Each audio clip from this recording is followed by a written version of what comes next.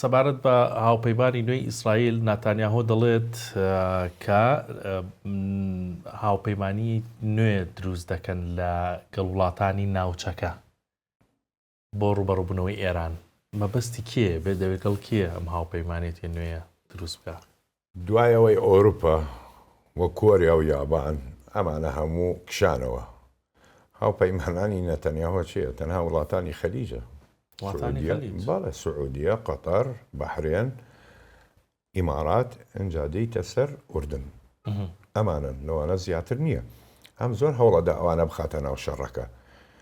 بیان خاتە ناو شەڕەکەوە یەک پارە لە خەلیج کۆتایی پێدێ، دوو دەسەڵات کۆتایی پێدێتن، ئەم دەسەخاتە سەری.